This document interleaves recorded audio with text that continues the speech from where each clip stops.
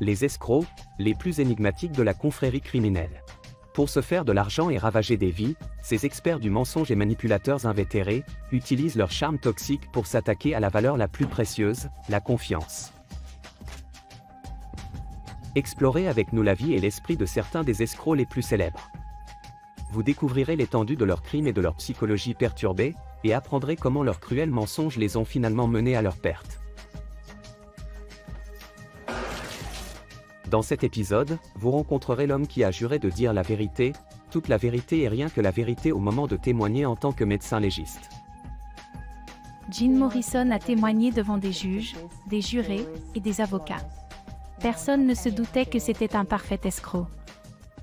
Pendant plus de 20 ans, ce faux expert légiste a travaillé sur plus de 700 affaires, sans avoir aucune qualification.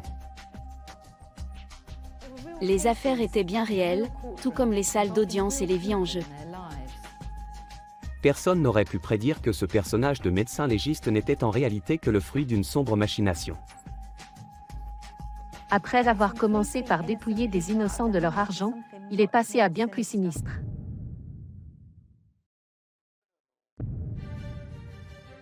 En 1997, Donald Pritchard lance sa société d'expertise d'enregistrement vidéo. L'entreprise analyse des preuves audio pour la police et les enquêteurs indépendants, et sa première mission lui parvient d'un expert judiciaire et détective privé, qui dirige le bureau des enquêtes criminelles et judiciaires. Bonjour, vous êtes Donald Pritchard? Il s'est présenté comme étant le Dr Jim Morrison, du Bureau des enquêtes criminelles et judiciaires de Manchester. Il a dit qu'il avait un problème avec un enregistrement et qu'il pensait qu'on pouvait l'aider.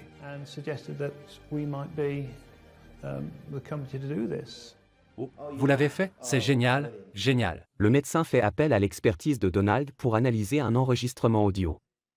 Donald Pritchard ne se doute pas que Jim Morrison n'est pas celui qu'il prétend être.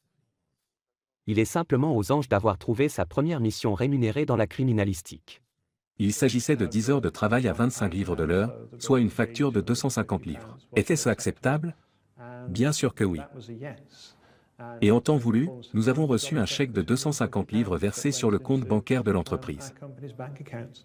En se faisant passer pour quelqu'un d'authentique et sincère, il vous mettait tout de suite à l'aise. Et il a manifestement joué là-dessus. Bien que Donald ait décroché sa première mission pour sa jeune entreprise, il ne se doute pas une seconde que l'homme pour qui il travaille n'est pas docteur. Jim Morrison, ou Dr Jim Morrison comme il aimait se faire appeler, était un véritable escroc qui a convaincu tout son entourage pendant plus de 20 ans qu'il était un expert dans toute une série de techniques médico-légales et un détective privé. En réalité, il n'avait aucune qualification. Donald ne pense à aucun moment que l'homme pour qui il travaille puisse être un charlatan. Il ne sait pas non plus que Jim Morrison touche jusqu'à 10 fois ce qu'il le paie en s'appropriant son travail. Dans certains cas, il engageait un véritable expert comme Donald Pritchard, lui versait des honoraires minimes, puis gonflait considérablement la facture et la répercutait sur le client, en réalisant ainsi un énorme bénéfice. Ignorant totalement qu'il a affaire à un escroc et désireux de faire décoller son entreprise, Donald Pritchard accepte une deuxième, puis une troisième mission. Et c'est pour cette troisième mission qu'il rencontre finalement le mystérieux Dr Morrison. Il a demandé à ce que le matériel lui soit renvoyé, le dimanche soir, car il en avait besoin dès le lundi pour une comparution devant le tribunal. Je me suis rendu à Salle dans le Grand Manchester, pour rendre le matériel à Jim en main propre. Ils doivent se retrouver dans un parking à Salle, près de Manchester. Se retrouver dans un parking, de nuit, dans l'obscurité, pour remettre un colis. On se croirait dans un film policier. Il y avait une passagère avec lui dans la voiture. Il s'est approché, et je suis descendu. On s'est serré la main. Il n'a pas dit grand-chose, à part « merci beaucoup ». Je vous recontacterai. Très bien, Merci. merci beaucoup, à la prochaine. Au revoir. Le docteur Jim Morrison réalisait ses fantasmes d'enquêteur judiciaire. Le lieu de rendez-vous était tout droit tiré d'un film d'espionnage. Il se délectait visiblement de l'aspect théâtral de son rôle. Ce n'est qu'après la fin de la troisième mission que la relation avec Jim Morrison commence à se dégrader. Malheureusement, nous n'avons pas été payés pour la troisième mission, et nous avons attendu près de 12 ou 18 mois, avant de décider d'effacer définitivement cette dette. L'une des questions que l'on se pose avec les escrocs, c'est comment se fait-il que les victimes ne les dénoncent jamais? Pourquoi les victimes ne parlent jamais? La raison est due au passage à la dernière étape de l'escroquerie, bien connue dans le milieu sous le nom d'esbrouf. Soit l'escroc fait en sorte que la victime ne se rende pas compte qu'elle a été dupée, soit, le plus souvent, il s'appuie sur certains principes psychologiques de base. En général, et surtout s'il s'agit d'une somme d'argent relativement modeste, les victimes mettent ça sur le compte de l'inexpérience. Elles ne voient pas le tableau d'ensemble. Elles ne pensent qu'à elles et à ce qu'elles ont perdu. Elles ont perdu un peu d'argent, elles se sentent un peu mal, mais au final, elles mettent ça sur le compte de l'inexpérience. Elles s'en souviendront et tournent la page. Elles ne pensent pas que cette personne pourrait s'en prendre à quelqu'un d'autre, que tout ça pourrait faire partie d'une stratégie, et elles ne signalent rien. Donald Pritchard, comme beaucoup de personnes que Jim Morrison a dupées, ne se doute pas que le faux médecin légiste se sert de son travail pour s'en approprier le mérite. Si faire de gros profits de façon malhonnête n'est pas illégal. Ce que fait Jim Morrison de ce travail, l'est bel et bien. De manière déconcertante, Jim Morrison utilise le travail réalisé par de vrais scientifiques pour se faire inscrire sur les listes des témoins experts des tribunaux de tout le pays. Le plus grave dans tout ça, c'est qu'il commet un parjure, or un juge ou un jury le croyant légitime pourrait prendre une décision et déclarer quelqu'un coupable ou non sur la base de son faux témoignage. Avec son nom sur ces listes de témoins experts, le docteur Jim Morrison a carte blanche pour jouer avec le système judiciaire britannique et gagner des centaines de milliers de livres au passage. Nous parlons d'affaires de viol, de mots inexpliqués, de vol, et il traite tout cela comme s'il ne s'agissait ni plus ni moins que d'un jeu. Mais ce jeu dissimule en réalité un secret encore plus sombre, dont personne ne se doute un seul instant. Je jure de dire la vérité. Pendant plus de 20 ans, Jim Morrison a fait croire à la justice britannique qu'il était un témoin expert. Jim Morrison s'est présenté à tout le monde sous le nom de Dr Jim Morrison. Il a dit à tout le monde qu'il avait obtenu ce diplôme à l'université de Rocheville, aux États-Unis. Mais cet établissement n'existe pas. Il a acheté un certificat sur Internet. Et le parcours de Jim Morrison est bien loin de celui d'un universitaire studieux. Né dans une famille jamaïcaine, il arrive au Royaume-Uni alors qu'il n'a que 5 ans. Il fait sa scolarité à Manchester, mais Jim ne se distingue pas sur le plan académique et ne suit pas de longues études. Cependant, la légende raconte qu'un événement survenu pendant son adolescence aurait semé en lui les graines de ses futures escroqueries. D'après le mythe autour du personnage, il aurait lu un roman policier vers l'âge de 19 ans et aurait alors décidé de devenir enquêteur par tous les moyens. Ironiquement, cette fascination pour le travail d'enquêteur mène Jim sur la voie du crime. En 1977, sans aucune qualification et alors qu'il n'a qu'une vingtaine d'années, il commence à travailler en tant qu'enquêteur judiciaire. Il achète de faux diplômes et fait sa publicité dans les annuaires téléphoniques et le journal des avocats. L'escroc crée même sa propre entreprise à Hyde, dans le Grand Manchester, pour renforcer sa crédibilité. La réception faisait très professionnelle. Il y avait aussi une pancarte style FBI avec le nom de sa société, le Bureau d'enquête criminelle et judiciaire. Il y avait aussi sa devise, découvrir l'injustice au nom de la justice. C'est tellement exagéré.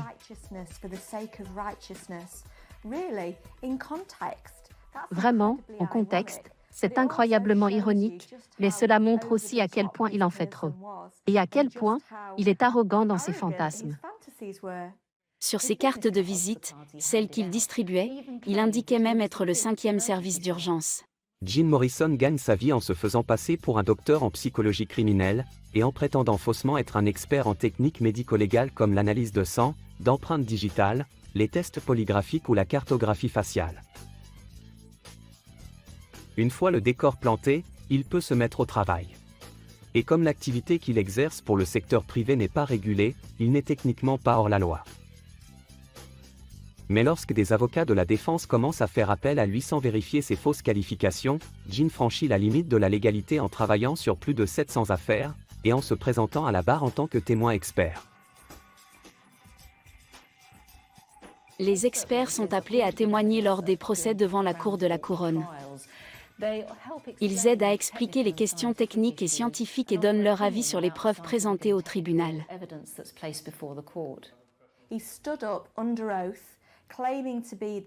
Il se présentait à la barre et prêtait serment en prétendant être un expert médico-légal pour livrer ses soi-disant expertises. C'est la définition d'un parjure. Il est devant un tribunal et il ment. Il a témoigné dans une série d'affaires à travers le Royaume-Uni. Maureen expliquait, conduite en état d'ivresse, viol, et son témoignage ne servait à rien du tout. Après s'être forgé une réputation dans le domaine de l'analyse médico-légale, l'escroc est contacté en 1997 pour témoigner dans une affaire de vol à main armée. On lui a demandé d'analyser des images de vidéosurveillance qui auraient pu incriminer un prévenu. En réalité, il a simplement transmis le travail de quelqu'un d'autre. À l'époque, l'un des spécialistes que Jean escroque est l'analyste audio Donald Pritchard. Donald est persuadé de travailler sur une mission officielle. Quand Jean lui donne les enregistrements, il est aussi consciencieux que possible. Je n'avais pas d'expertise en vidéo. Je pensais faire ce qu'il fallait. J'ai été honnête avec Jean et je lui ai dit, écoutez, il y a un élément dont je ne peux pas m'occuper, mais j'ai un ami à Leicester qui peut peut-être vous aider. Walter était dans la production vidéo et pouvait peut-être aider. Et Walter était comme moi, il a cru Jean sur parole, parce qu'il ne s'attendait pas à ce que quelqu'un puisse mentir de la sorte. Mais pour les escrocs, ce trait de caractère est une faiblesse. De plus, Jean fait en sorte que la nature confiante de l'expert lui assure de réaliser des bénéfices conséquents. Ce que le réalisateur retraité ne savait pas, c'est qu'en plus d'avoir baissé sa rémunération de 200 à 50 livres, Jean facturait ensuite le tout aux avocats, 2800 livres. Sans le savoir, le réalisateur vient de mener une analyse pour un escroc qui se fait passer pour un docteur en psychologie criminelle. Difficile de déterminer si la motivation initiale de Jean est purement financière, mais ses agissements répondent indéniablement à d'autres pulsions. Jim Morrison gagne très bien sa vie grâce à ça, et en faisant très peu. Tout ce qu'il fait, c'est donner le travail à quelqu'un d'autre pour ensuite s'en approprier tout le mérite. Mais ça doit forcément cacher autre chose. Lorsqu'il témoigne au tribunal, il est très important, il est spécial, et il est indispensable. Le respect qu'on lui témoignait devait lui donner une grande satisfaction, car sinon pourquoi aurait-il pris le risque de tromper le système judiciaire de façon aussi grotesque, au beau milieu des tribunaux? Rien qu'entre 2002 et 2005, Jean Morrison gagne au moins $250 000 en tant que témoin expert, payé par le contribuable. Avec ses victimes expertes, comme Donald Pritchard, l'escroc se fait payer au moins le double de ce qu'il leur offre pour leurs services, et son arnaque fonctionne pendant une période ahurissante de 26 ans. Il empoche ainsi des sommes faramineuses. Mais il ne s'agit pas que d'une histoire d'argent. Le prétendu expert s'en prend aux plus vulnérables pour réaliser ses fantasmes de médecine légale. L'un des cas les plus bouleversants concerne une famille qui avait perdu son fils dans des circonstances mystérieuses. L'homme en question était âgé de 29 ans et a été retrouvé mort dans sa chambre. Une Maureen expliquait, ce fut une tragédie pour la famille. La tragédie se produit en 2003, et bien que le légiste ait rendu un verdict ouvert, les parents dévastés se disent à l'époque que la profession de leur fils pourrait avoir joué un rôle dans cette mort tragique. Il travaillait comme contrôleur qualité dans une usine chimique, et sa famille se demandait donc si les produits chimiques avec lesquels il travaillait quotidiennement avaient joué un rôle dans sa mort. La famille décide de chercher quelqu'un qui pourrait l'aider à faire toute la lumière sur les causes de la mort prématurée de leur fils. Et il tombe sur le nom de Jean Morrison dans l'annuaire. La famille l'a appelé et a d'abord été très impressionnée, surtout lorsqu'il a énuméré une liste de qualifications, comprenant un double diplôme en sciences, suivi d'une thèse. Persuadé que Jean Morrison est un professionnel respectable au sein de leur communauté, et qu'il est plus que qualifié, les parents endeuillés l'engagent pour enquêter sur les circonstances de la mort de leur fils. La famille endeuillée ne pouvait réunir que 600 livres pour payer l'avance. Jim Morrison était plus que désireux d'accepter leur argent. Avec 600 livres en poche, le docteur Jim Morrison démarre son enquête.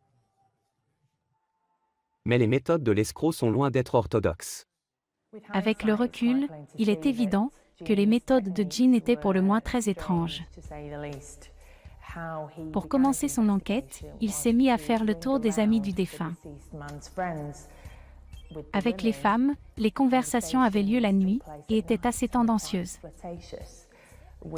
Avec les hommes, il les faisait venir à son bureau, puis les laissait attendre sans leur adresser le moindre mot. À l'époque, la famille s'est dit qu'il s'agissait peut-être d'une stratégie ou encore d'une technique d'investigation. Parce que les gens croient qu'il est un médecin légiste et un enquêteur qualifié, ils sont prêts à accepter des comportements qui normalement leur sembleraient tout à fait inappropriés. Ils se disent, il est qualifié. Ses méthodes sont étranges, mais qui suis-je pour juger? Je n'y connais rien. Je n'ai rien à dire sur ses méthodes. Malgré les excentricités de Jim, la famille continue de croire que le docteur Jim Morrison pratique une activité licite. Une fois, il a pointé du doigt un bâtiment vitré assez impressionnant, en déclarant que c'était là que se trouvaient ses laboratoires. En réalité, il s'agissait d'une clinique de dépistage du cancer du sein. Mais si les laboratoires sont factices, de vrais tests sont menés. Seulement, dans son style caractéristique, Jim Morrison sous-traite le travail à de véritables experts. Il a pris l'ordinateur portable et les vêtements du jeune homme. Les vêtements ont été envoyés à un véritable toxicologue pour analyse. Et il a demandé à un véritable expert informatique qualifié d'examiner l'ordinateur portable pour voir s'il y avait des indices sur ce qui avait pu se passer avant sa mort. Après des mois d'attente, le mystérieux Jim Morrison remet finalement à la famille endeuillée le document censé lui apporter les réponses dont elle a désespérément besoin. Il a rendu un rapport de plus de 70 pages à la famille. 69 d'entre elles étaient remplies d'informations techniques fournies par le toxicologue. Absolument incompréhensible pour les non-initiés. Les quelques autres pages du rapport comprenaient une très vague description des circonstances entourant la mort du jeune homme. L'expertise n'a conduit à aucune conclusion. Après des mois d'espoir et d'attente, la mère et le père du jeune homme ne savent toujours pas comment leur fils est mort. La famille espérait obtenir les réponses dont elle avait besoin pour pouvoir faire la paix avec ce drame et aller de l'avant. Et ce que Jim Morrison a fait, c'est leur promettre quelque chose alors qu'il n'avait pas la compétence de le faire, parce qu'il n'est pas un enquêteur judiciaire, mais un escroc. Il va leur donner de faux espoirs, les réduire à néant et leur facturer le tout, 14 000 livres. C'est tout simplement abject. La famille était si peu satisfaite du travail que Jim Morrison avait fait, ou prétendait avoir fait, qu'elle a refusé de le payer. Mais l'affaire ne s'en arrête pas au simple refus de la famille de payer l'escroc sans cœur. Aussi incroyable que cela puisse paraître, en novembre 2004, ce dernier décide de poursuivre la famille en justice. Il était catégorique, cet argent lui revenait de droit, il avait travaillé pour ça. Malgré ses fausses qualifications, il était extrêmement confiant. Outre le fait qu'il ajoutait du stress et aggravait le traumatisme de cette famille, la poursuivre en justice montre bien toute l'arrogance dont Jim Morrison peut faire preuve.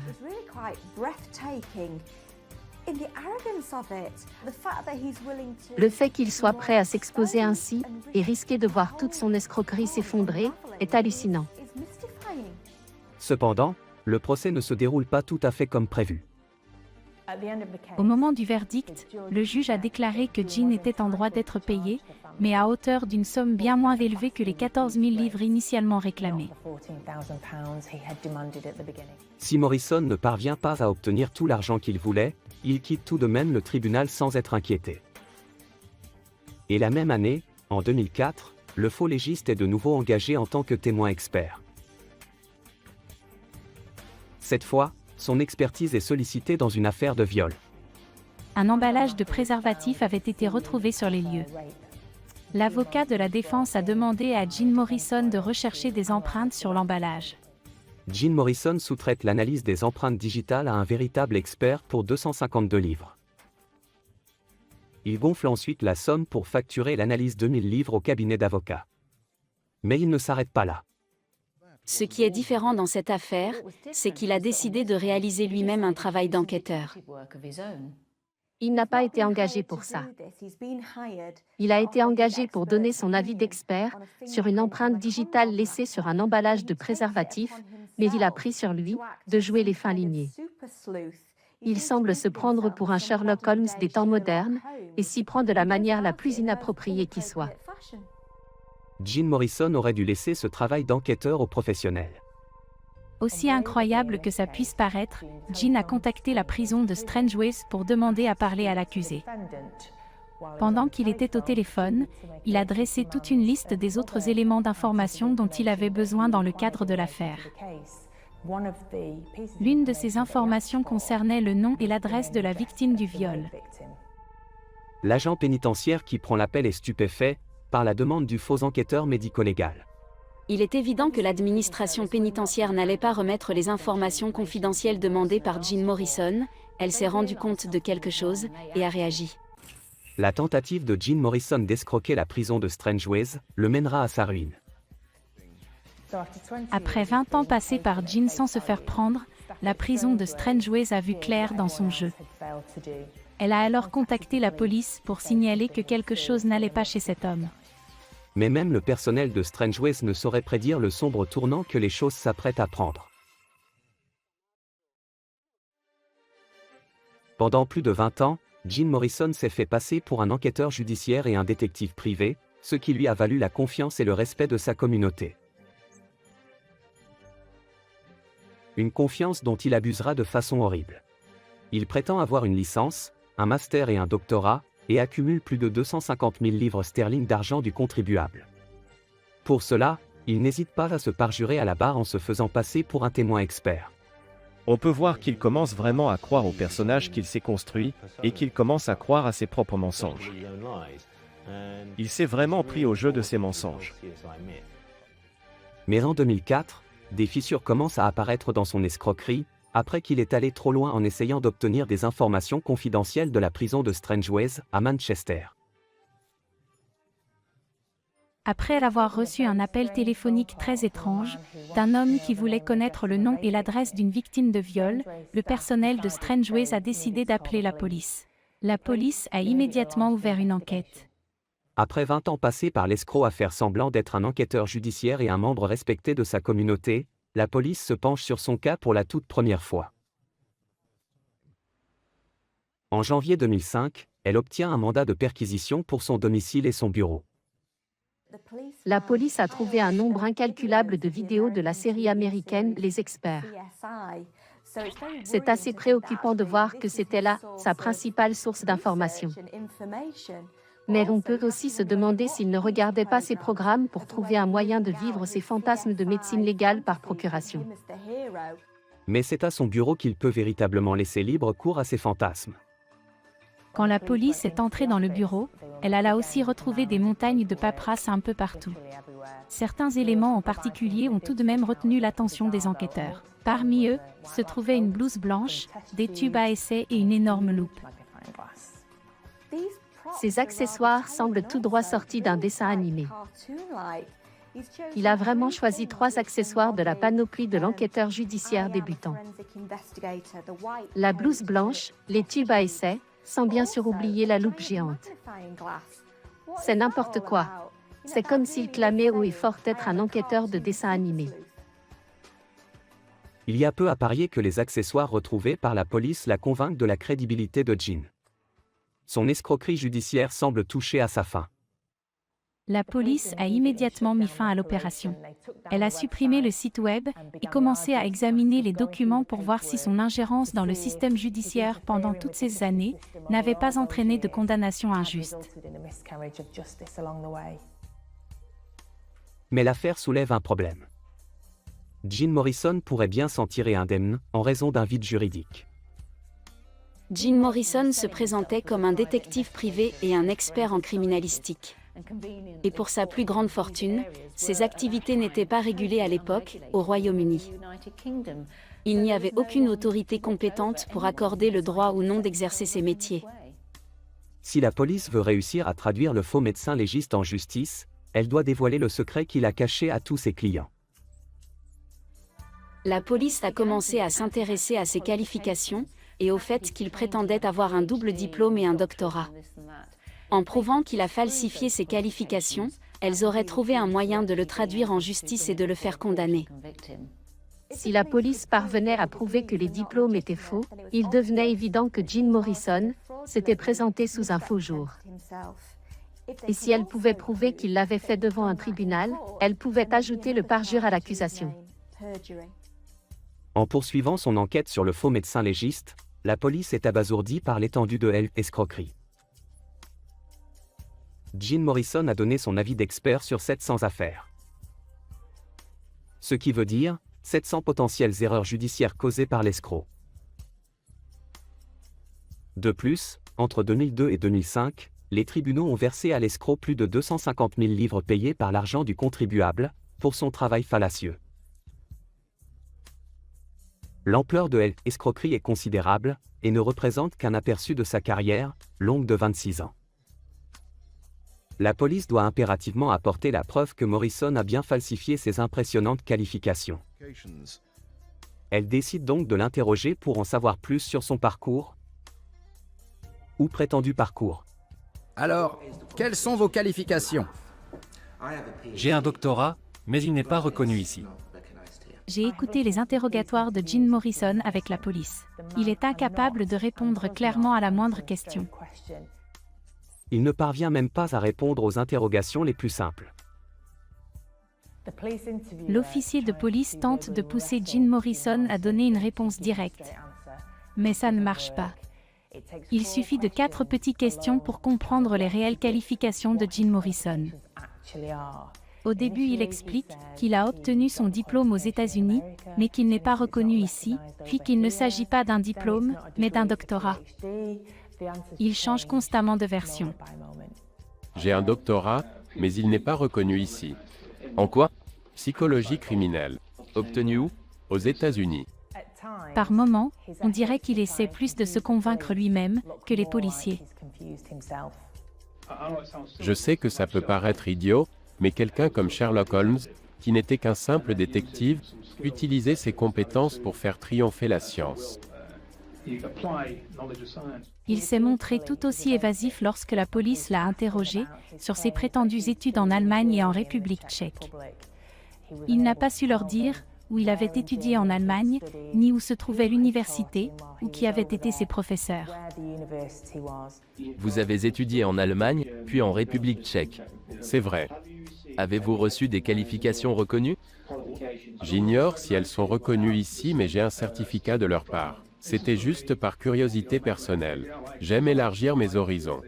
Qu'avez-vous obtenu en Allemagne alors? Avec qui avez-vous étudié en Allemagne? Je ne connais pas leur nom. C'étaient des amis de ceux en République tchèque. Où exactement?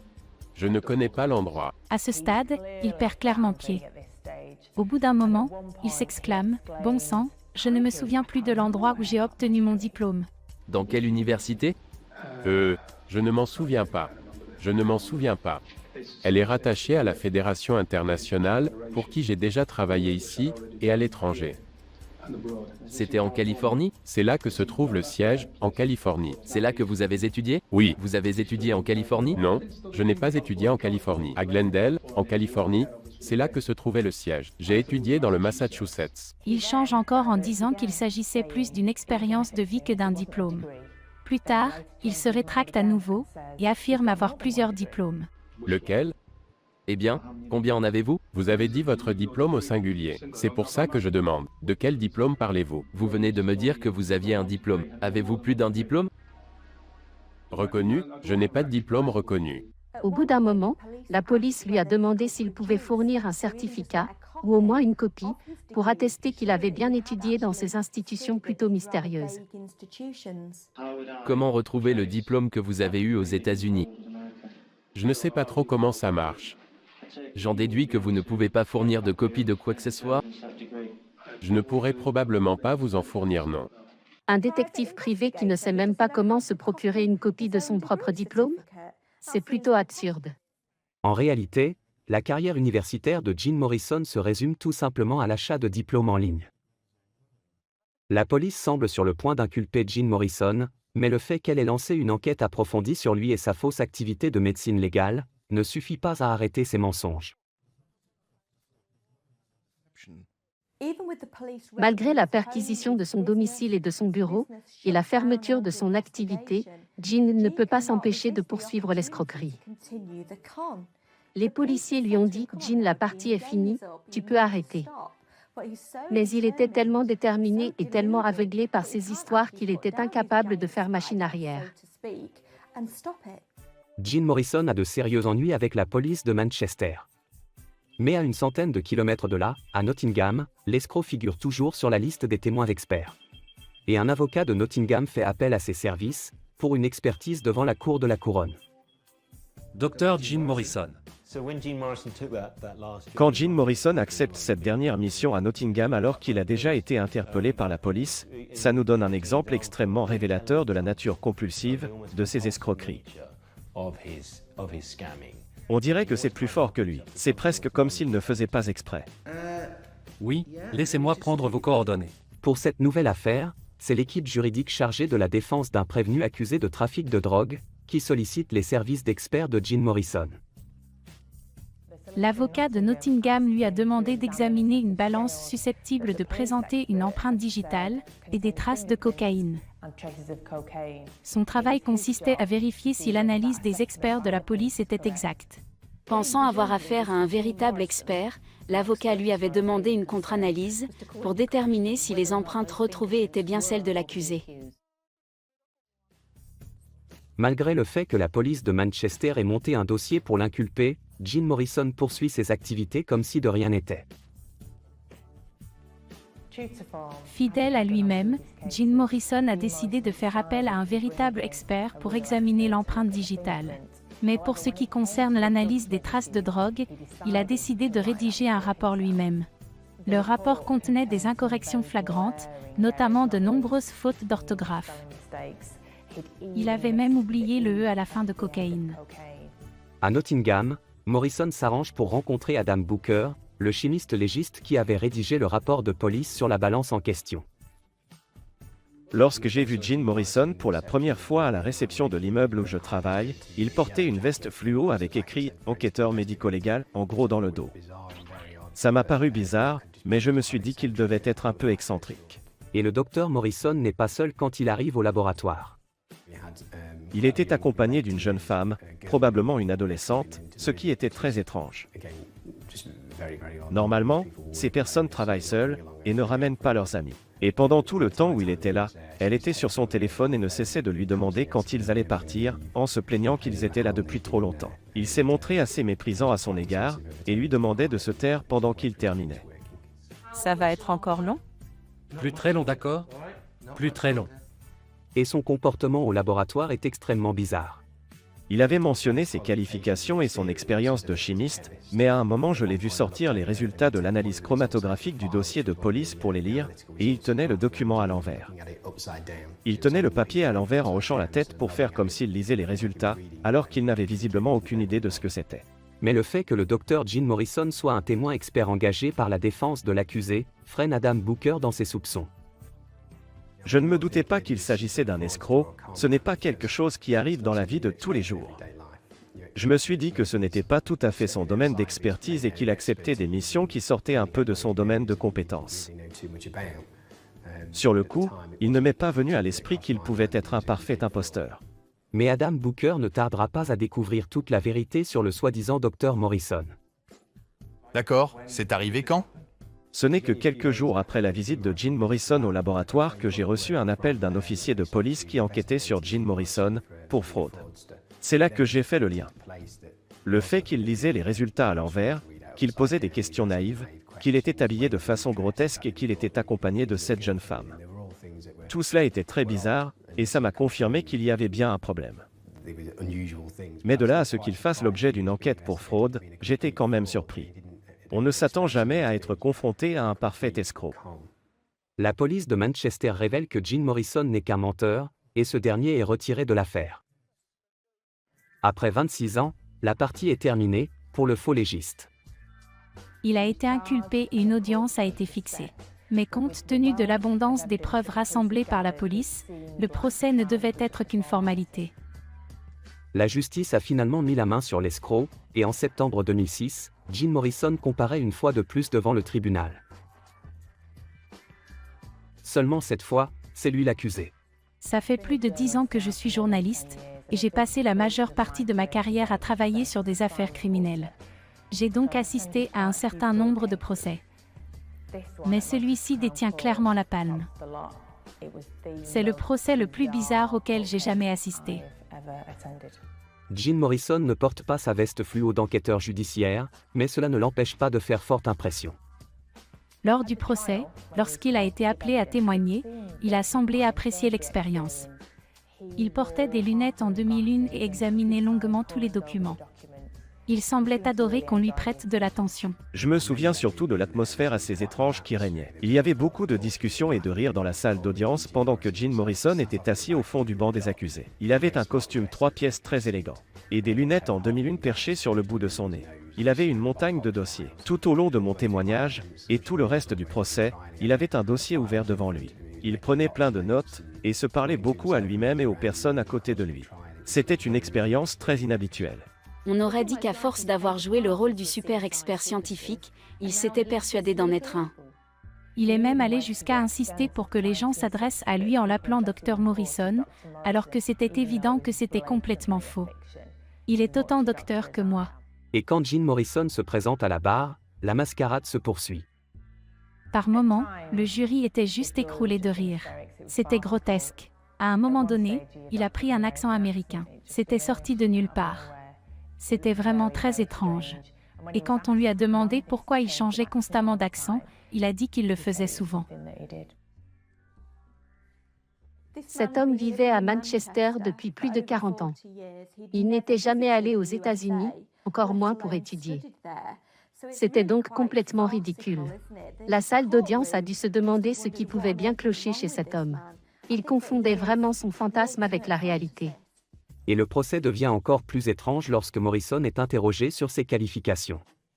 Comme il prétendait être un expert médico-légal, il a été interrogé à la barre sur les implications de ce rôle. Alors qu'il était interrogé sur les tests sanguins, le juge l'a interrompu et lui a dit « Désolé, monsieur Morrison, mais je ne comprends pas. » Pour être honnête, votre honneur, je ne comprends pas trop non plus. À ces mots, le jury a éclaté de rire. Et le procès plonge encore un peu plus dans le chaos. À un autre moment, Morrison s'est également enfoncé lorsqu'il a indiqué avoir reçu une formation de médecine légale d'un expert en République tchèque.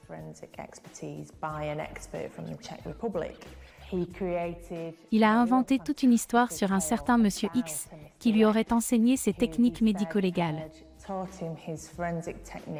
Interrogé à ce sujet, il a déclaré qu'il ne pouvait pas révéler le nom en audience publique. Il a toutefois dit au juge qu'il pouvait lui chuchoter le nom à l'oreille s'il acceptait de l'accompagner dans le couloir.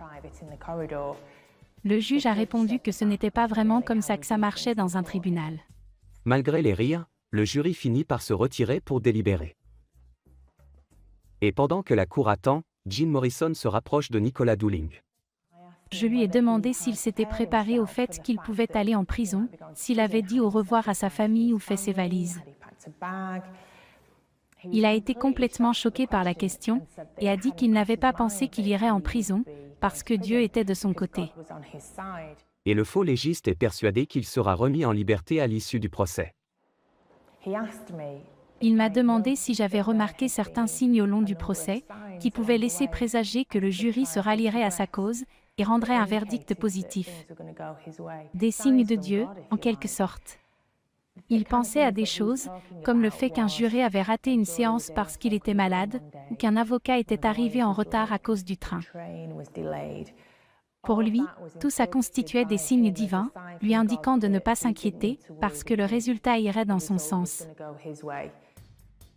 Mais Jim Morrison ne pourrait pas être plus dans l'erreur. Il semble avoir mal interprété les signes. Les chefs d'accusation portaient sur le parjure et l'entrave à la justice. L'ensemble du tribunal n'avait aucun doute sur sa culpabilité. Jim Morrison avait plaidé coupable pour seulement 2 chefs d'accusation, mais le jury, bien qu'il ait ri pendant une grande partie du procès, l'a finalement reconnu coupable de 20 autres infractions. Au mois de mars 2007, il ne reste plus au juge qu'à prononcer la sentence. Malgré l'atmosphère un peu étrange qui régnait au tribunal, le juge a condamné Morrison à 5 ans d'emprisonnement. Lors de la condamnation, le juge l'a qualifié de menteur invétéré et compulsif. Pendant 26 ans, Jim Morrison s'est fait passer pour un expert médico-légal et un membre respectable de sa communauté. Mais la partie vient de se terminer. Et alors que les rires résonnent encore dans les tribunaux et que Morrison est mis derrière les barreaux, un autre crime encore plus troublant est révélé.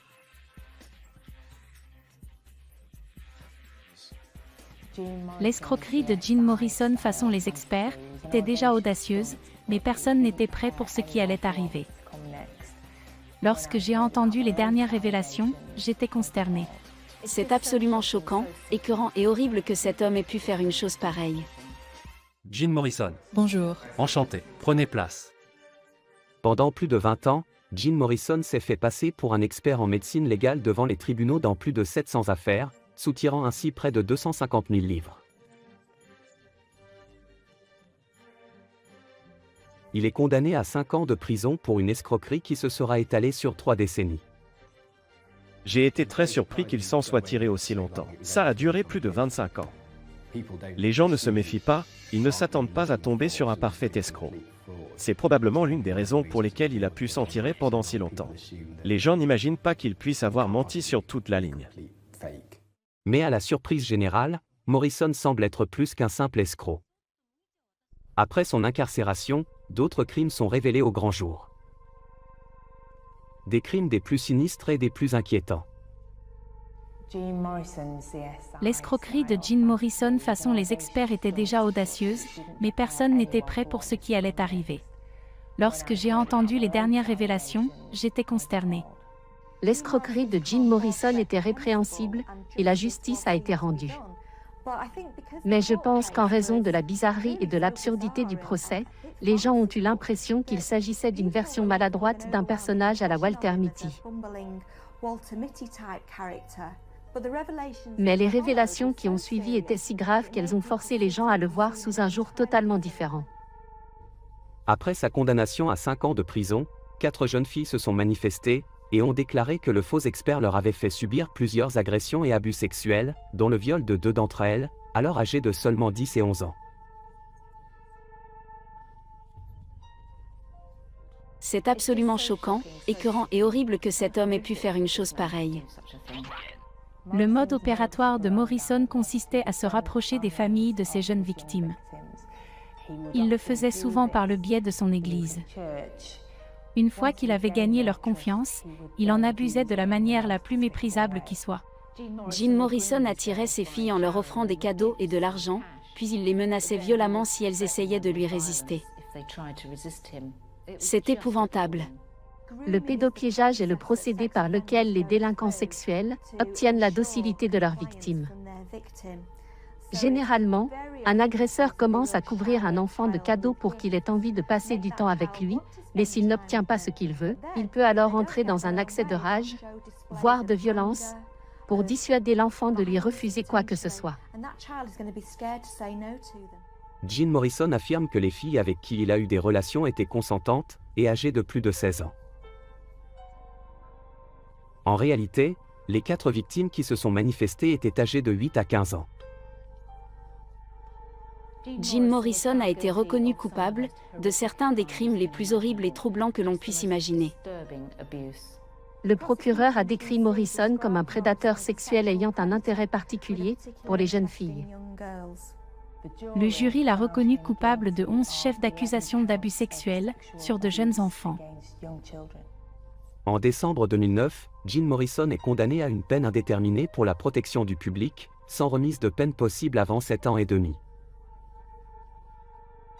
Il ne sera libéré qu'avec l'aval du service de probation et restera inscrit à vie sur le registre des délinquants sexuels. Cette troublante affaire a révélé toute l'étendue de l'escroquerie de Jim Morrison. Il s'est servi de son statut d'enquêteur judiciaire pour abuser sans pitié de pauvres innocentes.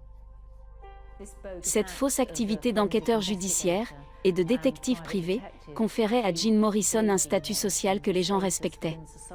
Et c'est pour ça qu'il lui faisait une confiance aveugle. Malheureusement, il s'est servi de ce respect et de cette confiance et en a profité pour agresser des enfants. Il n'est pas rare que les escrocs commettent également des agressions sexuelles, car ces personnes ont généralement des traits psychopathiques et sont très instables, ce qui peut les conduire à tout type de délit.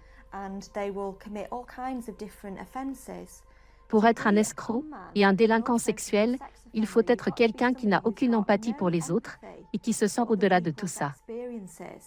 De plus, le fantasme joue un rôle important dans ces deux types d'infractions.